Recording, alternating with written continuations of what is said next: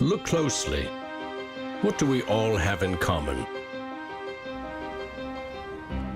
No matter what corner of the world you live in, you need food, water, shelter, and money. Half of every transaction involves money in exchange for goods or services, stocks, a loaf of bread, illegal drugs. You gotta pay for it. We spend much of our lives chasing money to make a living and accomplish our dreams. But it's also an instrument of destruction. Some might say evil, driving criminals to lie, steal, and even murder. The existing banking system extracts enormous value from society, and it is parasitic in nature. Money is a catalyst for the worst and the best of human endeavor. Before civilization, we created currency, fuel for wars, the path to power, champion and enemy of innovation. Money is so integral to our society and our global economy that its true nature remains a mystery to most. This is the story of money, perhaps the end of money as we know it. No matter how fat your bank account or how thin your wallet, to us it's all cold hard cash. There are some who want to kill it. Get rid of it. Burn your dollars, your euros, your yen, and transform every penny you have into ones and zeros, digital currency. Entrust it to the web and computers spread across the planet. Magic internet money. It's called cryptocurrency, Bitcoin. Invented in secret, it was a gift to the world. It's not just a currency, but it's actually programmable money. A potential curse on bankers. And there's nothing that the big banks or politicians can do to stop it. Breaking every government's grip on money supply. What the internet did for information, Bitcoin is doing for money. Could it be the new gold? No, you have to really stretch your imagination to infer what the intrinsic value of Bitcoin is. Regulators, the Federal Reserve, the banking system, at least understand this is a thing that they have to take seriously. This is going to change the economic culture. Bitcoin could be a microeconomic miracle worker, and it could be a macroeconomic wrecking ball. Is Bitcoin the currency of the future? A godsend for criminals? Or a recipe for financial disaster? If you trust your money just as it is, we have a little story to share.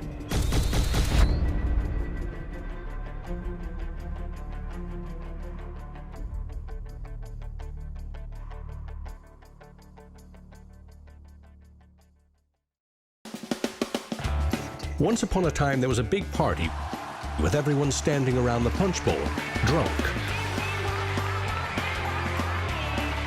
Politicians credited the strong economy to their wise decisions. Businesses jumped into new profitable markets, ignoring risk. In fact, the experts said there was no risk. Then, troubling market data from minor countries spooked the markets. Rumors spread. More bad news rattled housing prices at the heart of the financial world. A major bank went insolvent. Investors and businesses made a run on the other banks, demanding their cash deposits. The largest financial institutions in the center of the modern world were frozen. Assets were seized. Banks foreclosed. A credit crunch threatened the entire world economy. And then, finally, the government stepped in. The largest bank bailout ever. Swift action by the head of state had saved the day. Remember that? No, you don't. It happened 2,000 years ago. Rome, 33 AD. Ground zero for the first recorded liquidity crisis and government bailout in history. The largest empire the world had ever seen was brought to its knees by a banking disaster. Emperor Tiberius used money from the national treasury to bail out the country's troubled banks and companies. History may not repeat itself, but it certainly rhymes. Badly. People in power and their money have always been at the very center of it.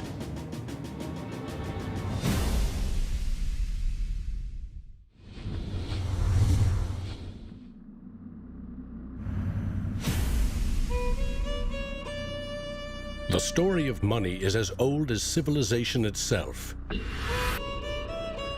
When we lived in small tribes, keeping track of debt was easy. You owed somebody a load of firewood. A neighbor owed you a piece of meat. Credits and debits were kept in your head, a mental ledger.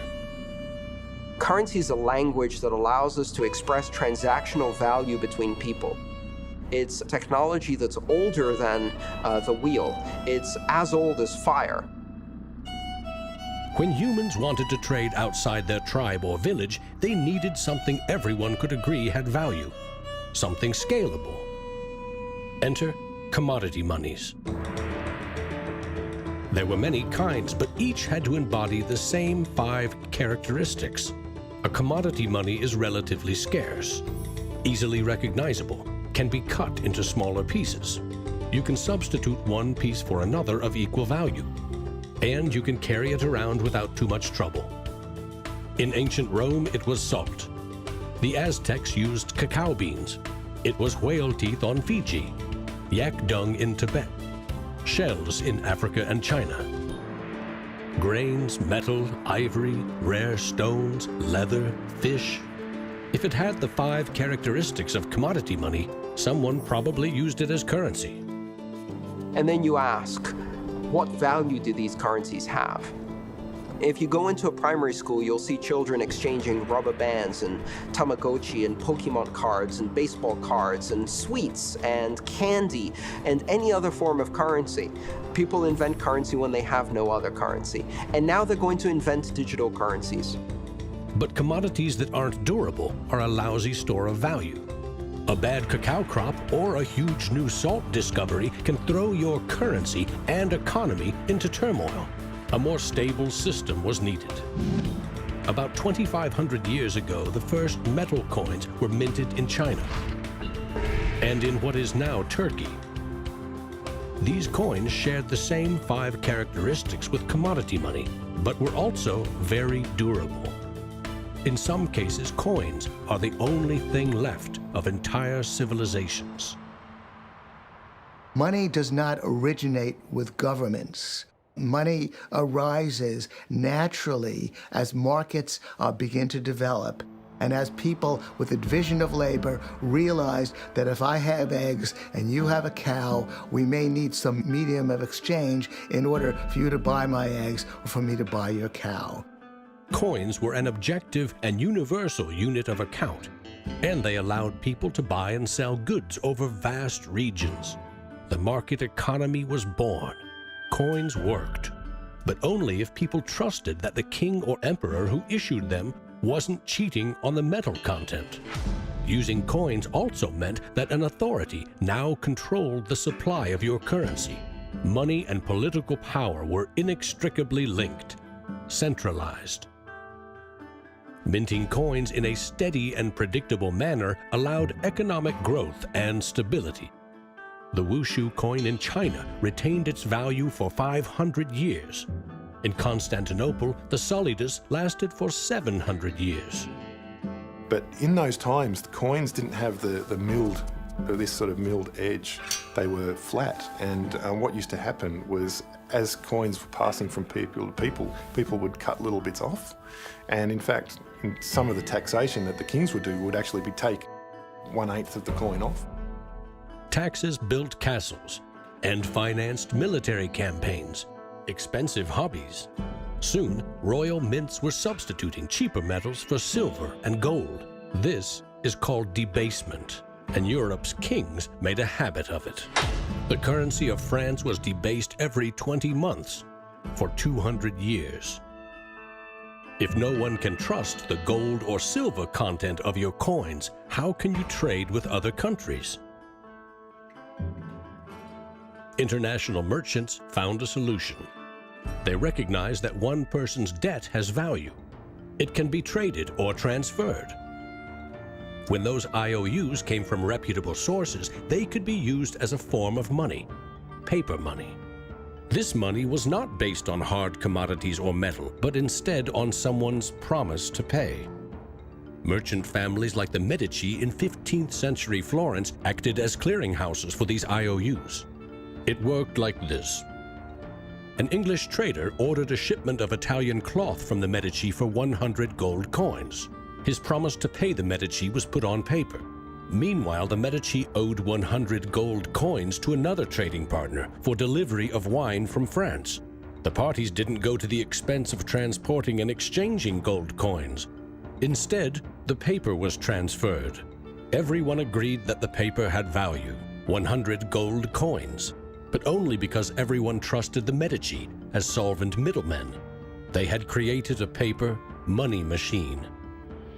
Within a few generations, they rose from low crime to high finance.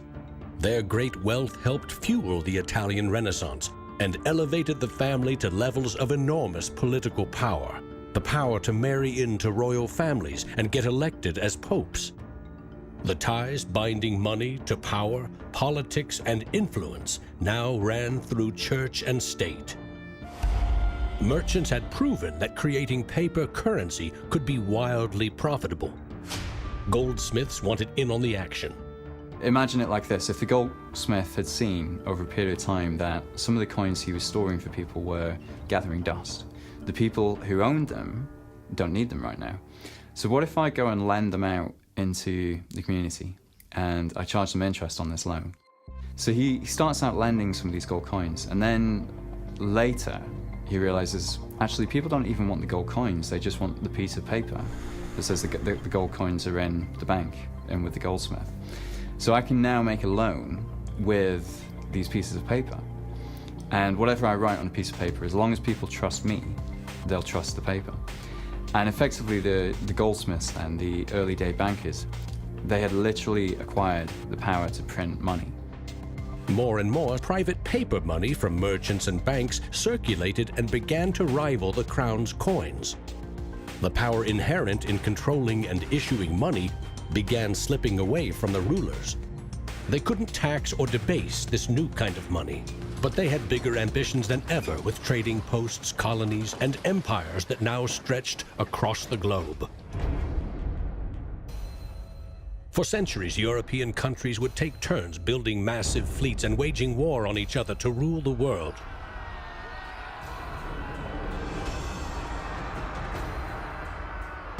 Government wanted to take the people's money in order to finance its wars. That's essentially the history of money. Money and warfare go together. War is expensive. 1 year's income taxes simply aren't enough. Kings and queens had to borrow money against future taxes. They needed a groundbreaking financial innovation: government bonds. The loans came from rich merchant families and goldsmiths, who by now had become powerful financiers and bankers. Sovereign debt and deficit spending had been born.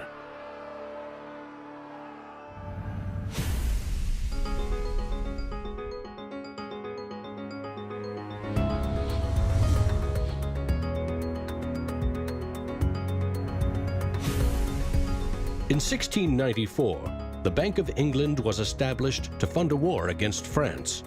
England's central bank was privately owned and granted the monopoly to issue banknotes, paper that could be redeemed for an equal amount of gold from the government coffers. The central bank soon also managed the entire debt of the crown. Money has been a tool of sovereignty for centuries. Being able to issue currency gave you the power, but it also gave the value to that monetary supply by backing it with a force of state, with essentially the debt of state. When the U.S. won independence from Britain, the first article of the new Constitution gave Congress the exclusive right to coin money. This currency's value was tied to gold in government vaults. From 1781 until the Panic of 1907, the financial system of the U.S. was an economic petri dish. Brief central banks, state banks, private currency, government currency, depressions, strong growth, recessions, regular boom and bust cycles.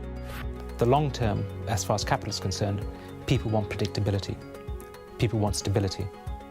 From the back of that, they can plan. Now, it's very hard to plan in the long term with such a level of volatility. In 1913, bankers and politicians decided that it was in the country's best interest, and theirs, to have a permanent central bank. They created the Federal Reserve. Among its jobs, expand or contract the supply of a single national currency, the Federal Reserve note. The dollar was tied to gold, and strategic control of it would avoid booms that lead to busts. At least that was the plan. Then came 1929.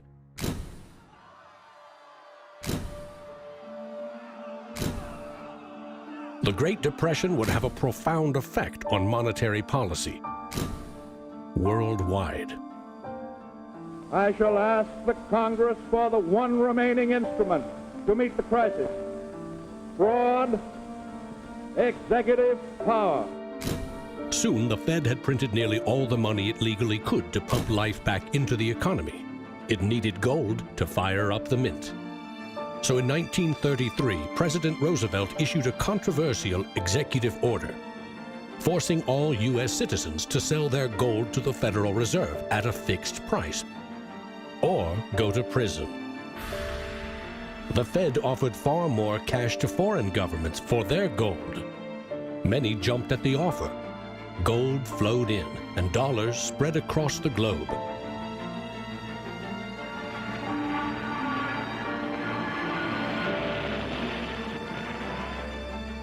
World War II devastated nearly every major economy, except the United States.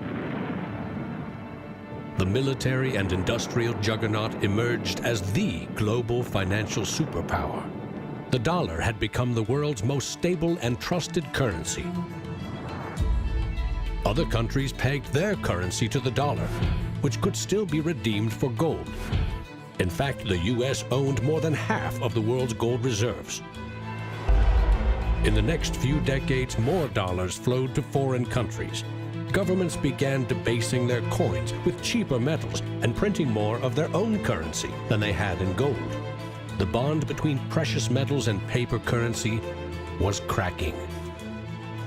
This is a 1966 50-cent piece. It was the last coin in regular circulation in Australia to contain silver, and it contains 80% silver. So in 1966, this was 50 cents. Nowadays, it's $8 roughly in silver alone. By 1966, foreign nations had had enough of the U.S. collecting gold and printing cash.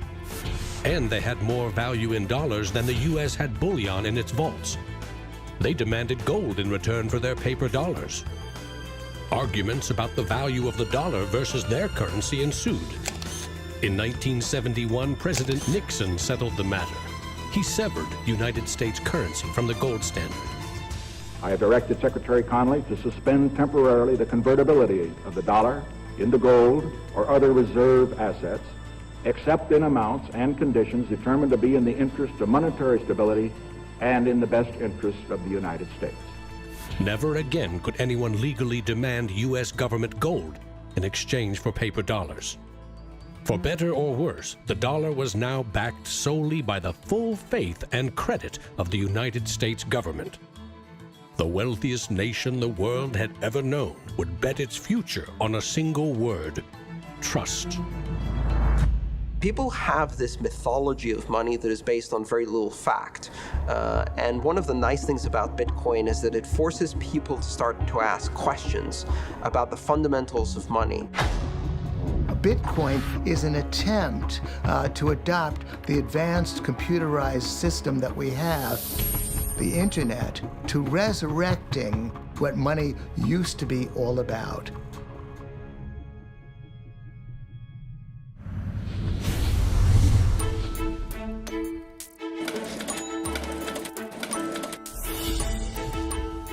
I think our dollar policies, our monetary policies, our fiscal policies have absolutely created a nation of debtors. Not just personal debt, not just corporate debt, but government debt. I mean, you have to look at those all together as one big thing. What is the wealth of the nation?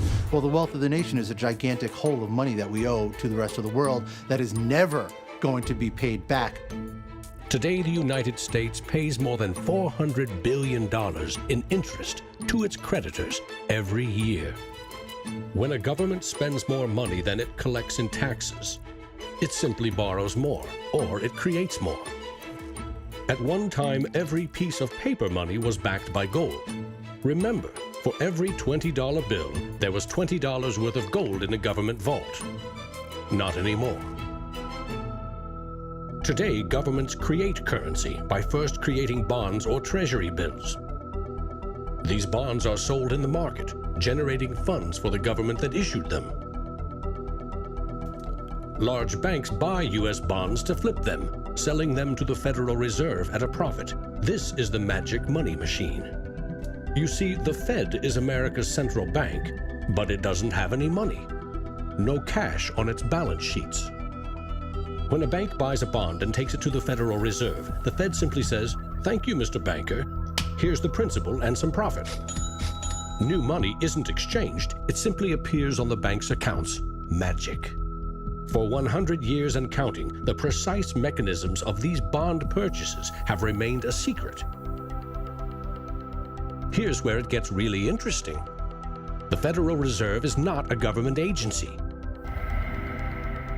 It's a private entity, and its shareholders are banks which earn a dividend. As much as $80 billion per year total are paid out to some of the very same banks that sell the government debt to the Fed. Which banks? Don't even bother asking. That's also a secret. In other words, the magic money machine answers to no one. The Fed also sets the bar for how much interest you pay for a car, home, or business loan. The Federal Reserve has been given the impossible task of trying to run the credit and monetary system as though we are the Soviet Union. It's the central planner for the key aspect of capitalism, which is how money and credit is allocated. The Federal Reserve, on balance, does not help the economy. On balance, it hurts the economy. And it's bound to make mistakes, even with the best of intentions. The Fed is also supposed to boost employment with low interest rates, encouraging people and businesses to buy more goods and services. Governments getting involved in money is a good thing, and it's also a bad thing. It's a good thing because money is the arteries of the economy, the blood supply of the economy. Markets are subject to bouts of euphoria and despair, and it makes sense for governments to back currency and manipulate it. Moving the money supply up and down is the most powerful way to sedate that boom and bust cycle. Manipulating the supply of money has short-term and long-term consequences.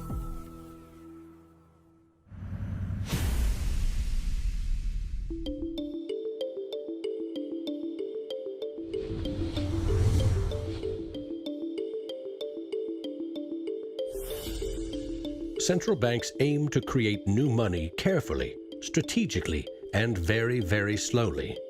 Releasing more money into the economy causes prices to rise, ideally by 2% every year.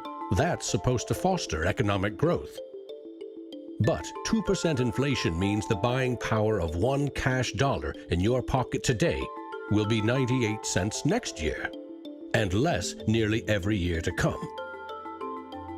Since 1913, when the Federal Reserve took over the United States dollar, we've seen that the United States dollar has decreased in value 98%. Inflation is a far higher tax because on your income you pay it just once. If inflation is 2%, you're paying a 2% tax on your net worth every single year, your net worth held in currency. So, what does that mean? If you earned $1 in 1913, you could buy 16 loaves of bread. Today, $1 barely buys you one. That's not a quaint notion of how cheap things used to be. It's proof that the value of your cash is slowly withering away. That $1 invested at 2% in 1913 would now be worth $7.24. More than 600% return versus a near total loss. The US dollar has gone from being worth $1 to now being worth about 4 cents. So that's, 96% of its original value. And it's a direct result of government control. Governments don't create money from thin air all alone. You play a key role in the magic money machine.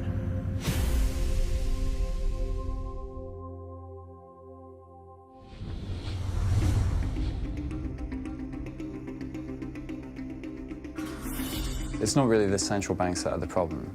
I mean, they're part of the problem, but the real problem is that we've given the power to create money to the same banks that caused the financial crisis. We put our paychecks and savings into a bank account and draw from it as we need it. The banks are custodians of our money. Right? Wrong. It is now the property of the bank on their balance sheets.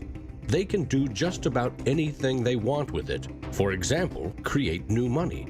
Here's how. Your bank account shows $100, but the bank only holds $3 and loans $97 to Bob to buy something. In the bank's computers, you still have $100 in your account, but Bob now has $97 of new virtual money in his account, just digits on a computer screen. There's no cash, no gold, or anything else backing up the new numbers in Bob's account. Just his promise to pay it back. This is new money created as debt. When those $97 are spent, say in a shop, the shop owner deposits into another bank, and it is lent out again, and again, and again. And each of these people have numbers in their accounts showing that they own this money. So your original $100 has multiplied. Now there are over $3,300 in the system. This process of loaning out far more money than a bank actually has as cash on hand is called fractional reserve banking.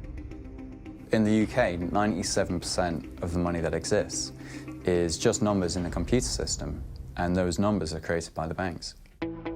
Banks earn untold billions in interest every year by creating and lending virtual money. What's more, banks don't even need your deposit to create new money. If they consider someone credit-worthy for a loan, they can put new magic money into his or her account and start charging interest. So reporters talk about Bitcoin as though it's the first digital currency. But actually we use digital currency every time you make a transaction through internet banking or through your bank card. Actually, it's not even just digital currency, it's digital currency that is created by the banks, essentially out of nothing. In other words, all new money is debt. This is the part of money creation that isn't taught in economics class. Money in paychecks, bank accounts, 401ks, that loan to Bob, credit card debt, your home loan, all began life as virtual money created by the banks. The entire system is based on trust. Trust in the bank's solvency, trust in the debtor's ability to repay their debt. If all bank customers demanded just 3% of their deposits right now in cash, this run on the banks would reveal the truth. Almost none of that paper currency you think is in your bank account exists. It never did. Remember the drunken party? Our financial crisis had everything to do with virtual dollars. Too many people with very little income borrowed a lot of money they could never repay. But the banks didn't care. They didn't have to. They quickly made and sold shaky loans to someone else for a profit. And I got them all approved. Hey! Apply now. Selling bad loans was a good business until the whole thing blew up in the global financial crisis.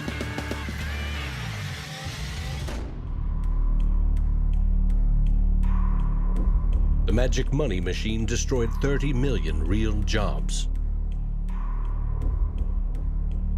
The United States alone lost $16 trillion in household wealth, and the banks foreclosed on more than 1 million homes.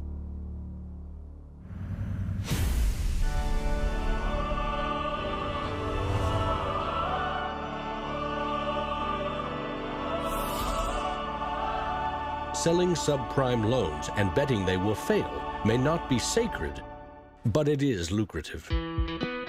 As much as 1/4 of our best and brightest are being lured by the siren call of the money machine.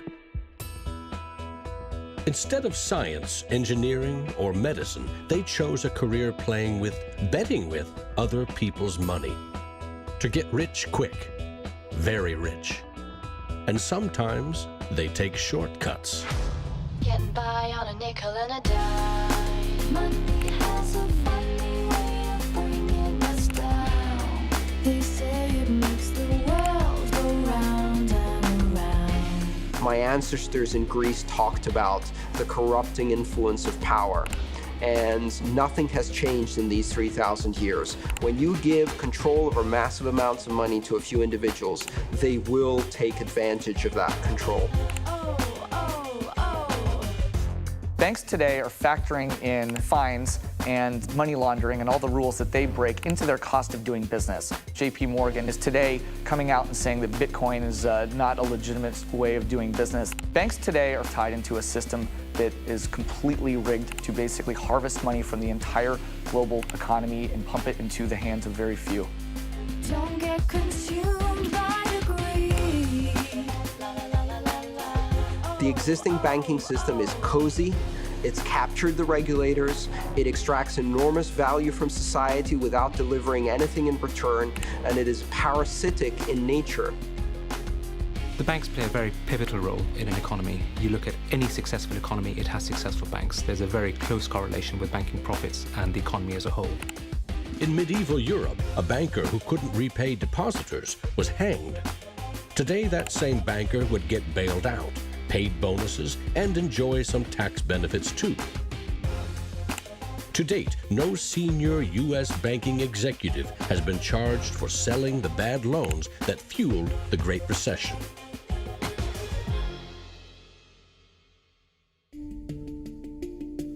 In December 2014, just 6 years after the last banking crisis brought the world to its knees, a congressman snuck a last-minute provision written by Citigroup into a crucial funding bill. The provision allows the largest U.S. banks to once again make risky derivatives bets with bank deposits.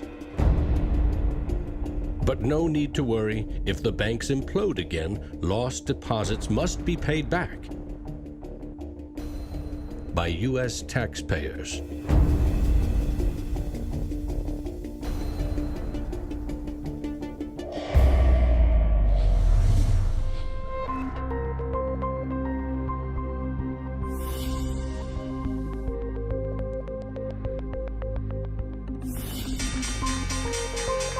Today's financial innovators package assets in ever more complex ways, slicing, dicing, securitizing, always using someone else's money. They sell debt, transfer risks, leverage bets. That's what they call innovation. When you're talking about financial innovation, Bitcoin certainly is a very good example of innovation. But there's also been other innovations that people a bit closer to the world of finance would cite as good examples. An example of that would be the original swaps market. From there moving on to the credit default swap. It is an excellent example of financial innovation, but also if it's used incorrectly, it can create a lot of problems, as we've just seen. History teaches that the most revolutionary and disruptive innovation nearly always comes from the fringe, not from corporate cubicles. True innovators see the world differently. They see the big picture, creating new products and entire systems that lead to new industries. Steve Jobs called them the square cogs in round holes. It's unsurprising that new innovations always come from a niche group of early adopters, because it is inherently very hard for many people to realize the benefits of new technologies. In 2011, most Bitcoin community people were either people from the technology space, the geeks and hackers, or people from the traditional financial industry. There are even some bankers and hedge fund traders using Bitcoinica at that time as well, which was really surprising to me. A radical new idea is often met with skepticism, ridicule, even hostility from those who stand to lose the most from its success. Case in point, the automobile. In the late 19th century, Carl Benz and others built the first cars, contraptions that could threaten the stagecoach and railroad industries. These self-propelled vehicles, or road trains, would certainly scare horses, injure people, and damage roads. Cars, the railroad barons said, were just too dangerous. And to protect us, they used their power to pass a law in 1865. It required every automobile in England to observe a 4-mile-per-hour speed limit and to be operated by a crew of 3, a driver, an engineer, and a flagman.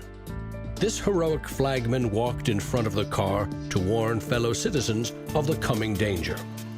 The railroad tycoons, the lawmakers, the self-appointed gatekeepers used regulation to stifle innovation. But they didn't invent the flagman. He's been around for a long time. For centuries, very few could read. Books were copied by hand. The people in control, political and religious leaders, wanted to keep it that way, and they greeted Johann Gutenberg's printing press with licensing laws, publishing bans, taxes. In some parts of the world, printing was a crime punishable by death. After all, they were just protecting us from dangerous ideas. Before the printing press, there were an estimated 30,000 books in all of Europe. 50 years later, there were 10 million. As Gutenberg's invention flourished, the Dark Ages withered. Progress couldn't be stopped. But the flagman never stops trying. His masters set him loose on each of these innovations because they threatened someone's profits, someone's control. But remember, this is a story about money. What if a technological innovation allowed anyone in the world to be their own bank? To create a currency free from taxes and banking fees?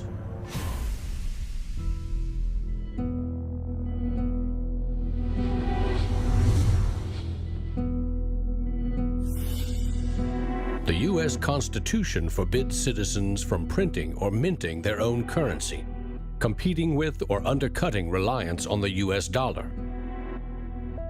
In 1998, Bernard von Nothaus decided to test the resolve of the federal government. The Liberty Dollar was available in gold, silver, platinum, and copper. It was available in 3 forms, both in specie, in other words, gold and silver, in paper, as warehouse receipts, and in digital form. Obviously, the government didn't like it. They arrested me and convicted me of counterfeiting, fraud, and conspiracy, and I'm currently awaiting 22 years sentence in federal prison. Lesson learned. At a hackers convention in the Netherlands, there was a young hacker there who used the alias of Satoshi Nakamoto. And he talked to a friend of mine, and he identified the Liberty Dollar and me as inspiring him to create a new currency. Bernard von Nothaus's arrest for creating private money may also have inspired Bitcoin's inventor to keep a lower profile, publishing the invention under an alias and vanishing. Part of me is interested to know like who Satoshi is. Maybe that's part of the mystique of the story.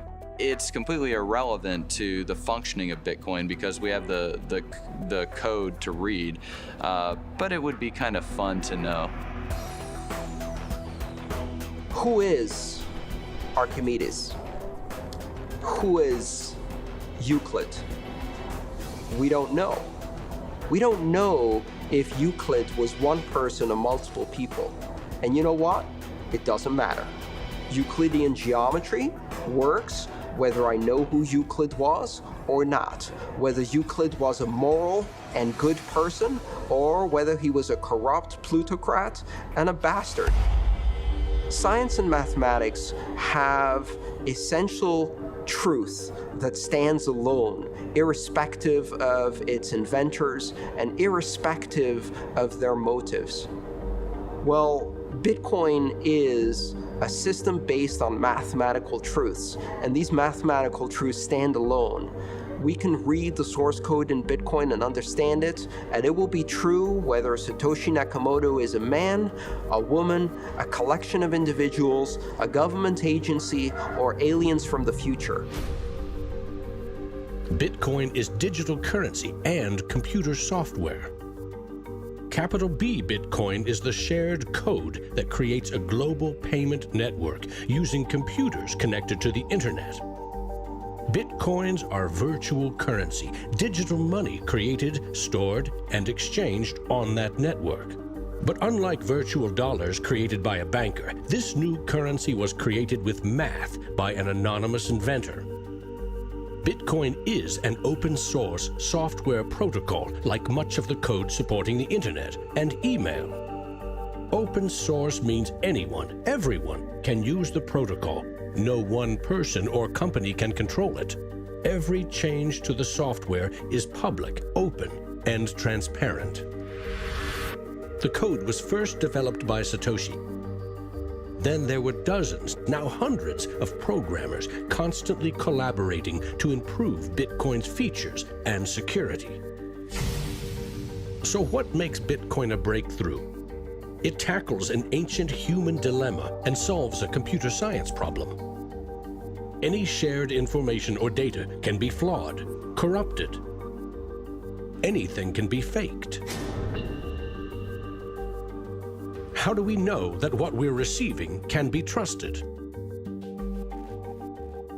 In our traditional mindset, it's very important to know who is behind this currency because their reputation is significant in knowing that our funds and the true wealth is actually safe.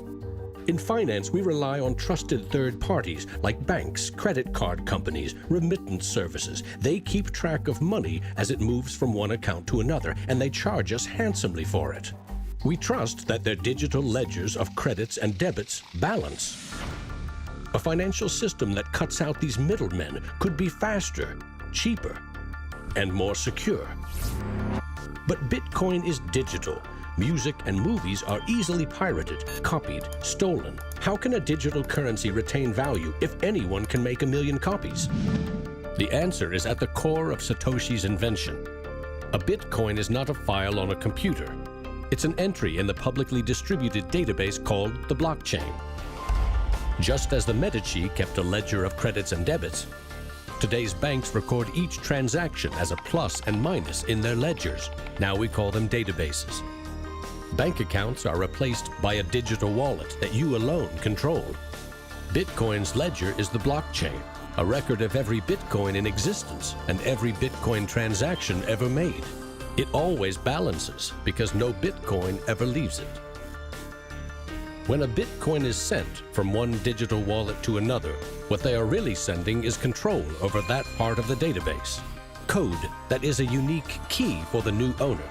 As the network processes transactions, it constantly synchronizes the one ledger across the global network. Each computer or Bitcoin miner has a complete and identical copy. And because the blockchain is public, it cannot be controlled by any one person or computer. Owners of the Bitcoin mining computers are rewarded with new Bitcoins for processing transactions and keeping the network secure.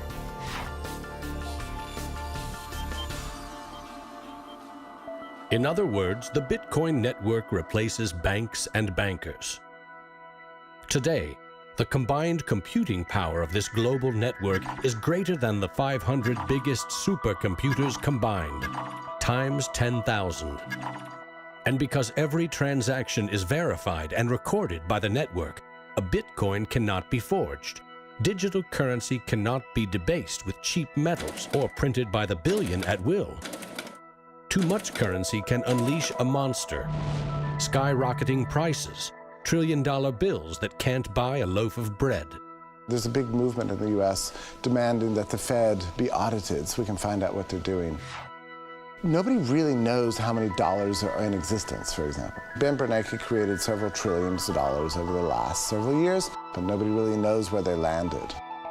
At any time, for any reason, the central banks can print as much money as they want. They call it fancy things like quantitative easing. And when they do that, it makes the dollars or euros or yen that you and I have worth less. So if the world starts using Bitcoin as their currency, It can't be controlled by central bankers or politicians. Remember, central banks create money to boost the economy and try to pull it back out before inflation heats up. But no one knows how much magic money global banks are creating to boost their profits with questionable loans.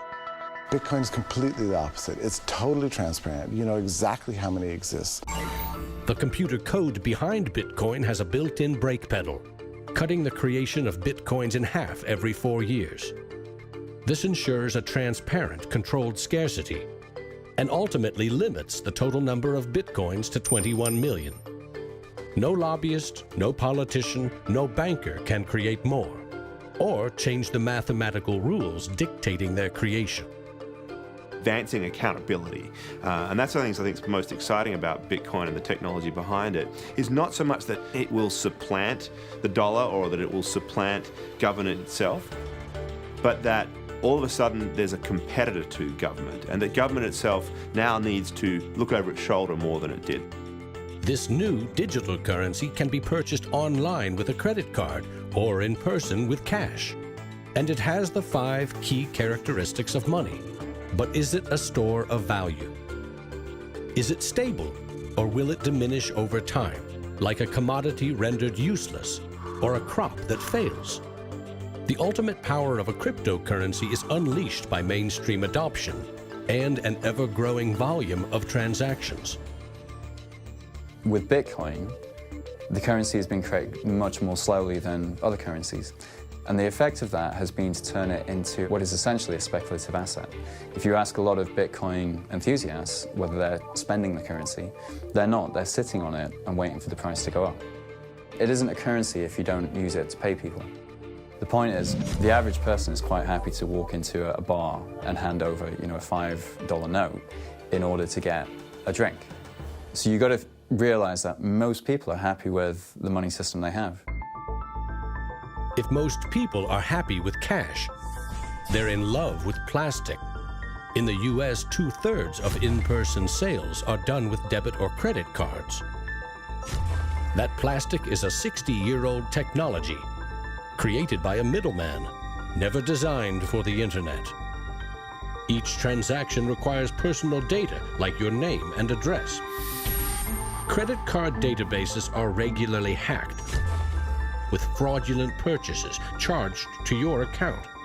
Criminals buy and sell stolen credit cards by the thousands in dark corners of the internet. In some parts of London, 1/3 of all online credit card transactions are fraudulent. Card issuers don't hold you responsible for fraud, but protection comes with a price. 2 to 4% in fees. That's $50 billion a year. The issue with credit cards from a merchant's perspective is there's a lot of risk. If they take a credit card, there might be a chargeback, there might be fraudulent purchases. In fact, there's hundreds of billions of dollars every year in fraudulent purchases. A Bitcoin purchase is done for pennies, but there are no protections. If you lose your passwords or are fooled into paying the wrong person, you can never get your money back. It is like digital cash. For a seller, this means no chargeback risks. For an e-commerce company like Expedia or Overstock, cutting credit card fees can double their profit margin. You could not miss the point more effectively than by thinking of Bitcoin as a currency and payment network that will make shopping easier for the first world. Bitcoin is about everything else, everywhere else. There are 2.5 billion people without a bank account. With Bitcoin, a mobile phone with an internet connection is now a bank with access to the global marketplace. What happens when Bitcoin services and infrastructure and Bitcoin wallets and payment processors start going into these countries?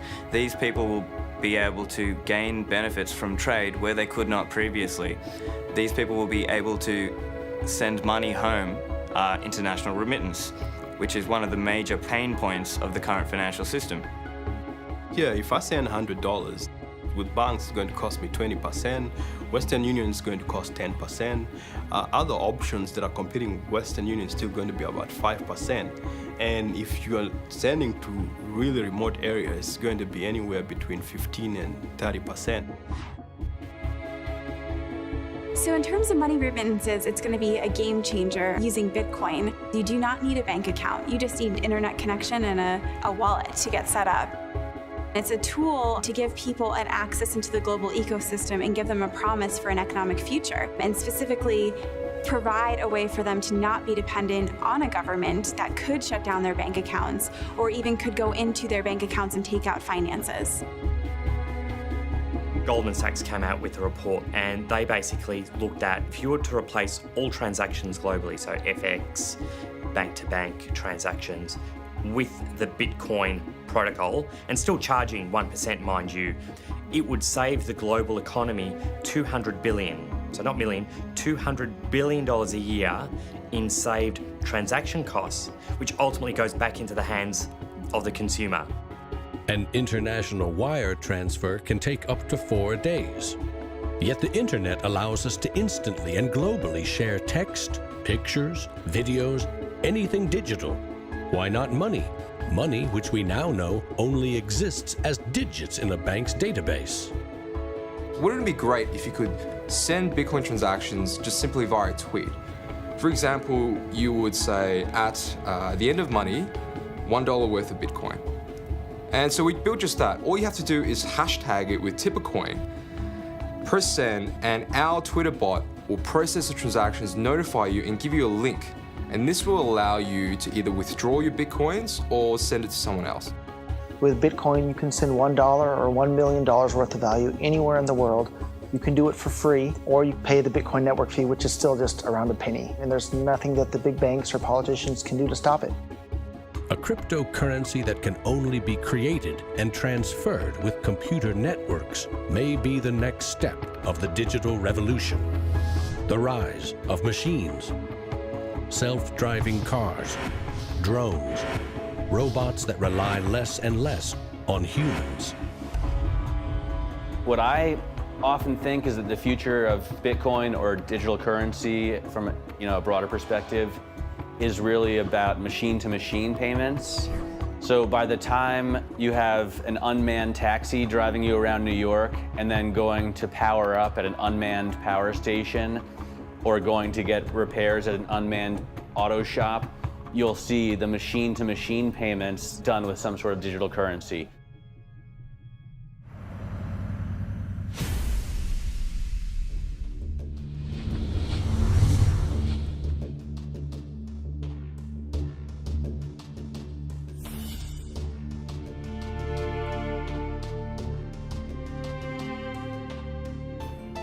We actually built this world that we live in over the last 200 or 300 years. We've made some mistakes. We've learnt to make things better. The idea that there's some magic key, that if you just sort of stop doing a few things, that there'll be this perfect order that will settle, is a very childish, ideological delusion, in my opinion. But that is not to say that Bitcoin isn't an exciting thing. It's a terrifically exciting thing.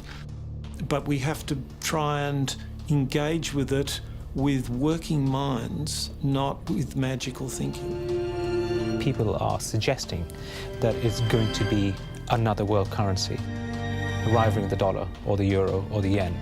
I think that's not going to happen. I prefer to trust the banks or the central government compared to the Bitcoin is because someone's accountable. Whereas with the Bitcoin, it's completely deregulated.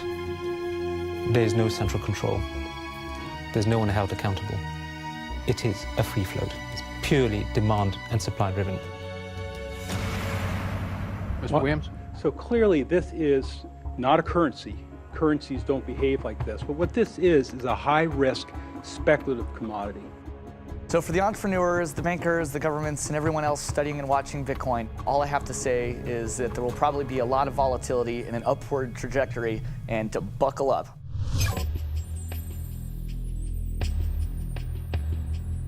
Criminals, scam artists, bad actors are drawn to any kind of money like a moth to a flame. Silk Road was a marketplace that was online. It existed in the underground web. Now, this marketplace allowed people to sell things that were illegal to governments. Fake IDs, pirated music, Bibles in North Korea. Are cryptocurrencies inherently bad? or just the newest tool to acquire the forbidden? Porn is illegal in Iran.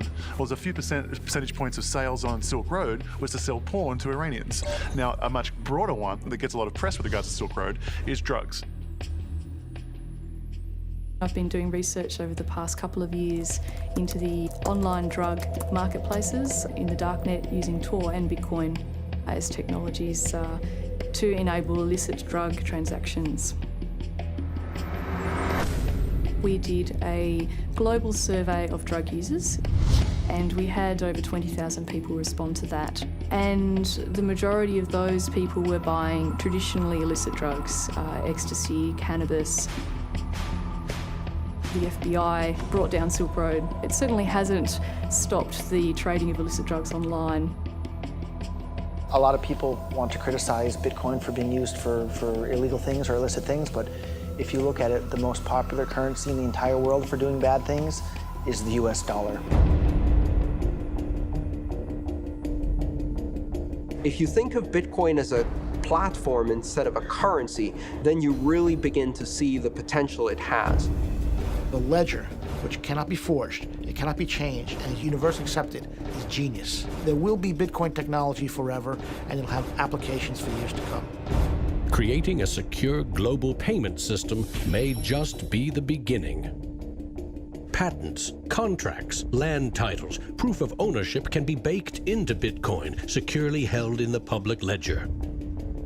I read up more about Bitcoin, I played with the source code, I built some things that I realized this is actually a very, very powerful protocol. It's not just a currency, but it's actually programmable money. The digital age has fundamentally changed the world. We have embraced digitized music, film, medical records, communications, the internet. The free exchange of information and currency can fuel revolutions, help in a disaster. But our money is shackled to the 20th century, manipulated by governments and banks.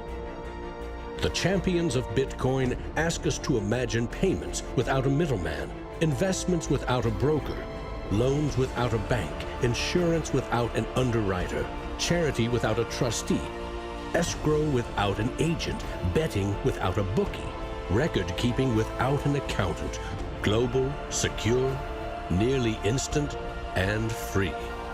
Is it fantasy or the future of money and commerce?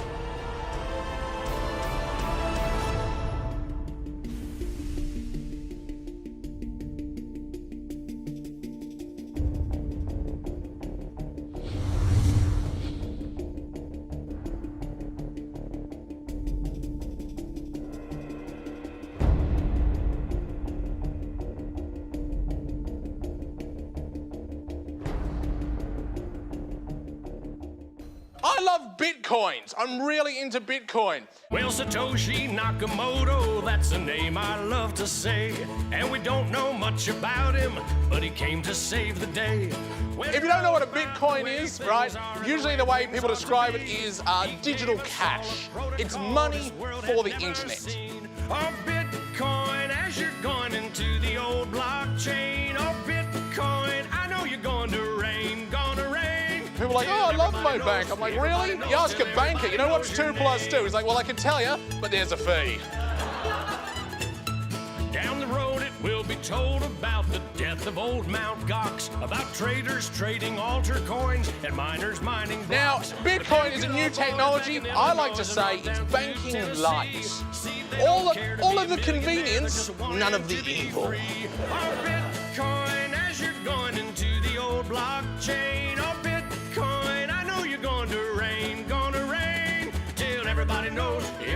You know, when I go online and I buy, like, I don't know, a pair of socks, if I pay with a credit card, I'm just buying socks, right? If I buy those socks with Bitcoin, it's a revolution. I am sticking it to the man.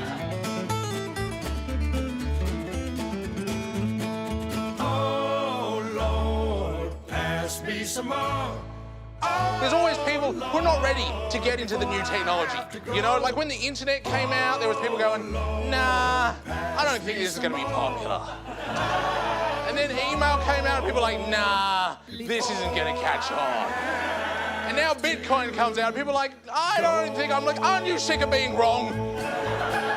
Get on this train, you know?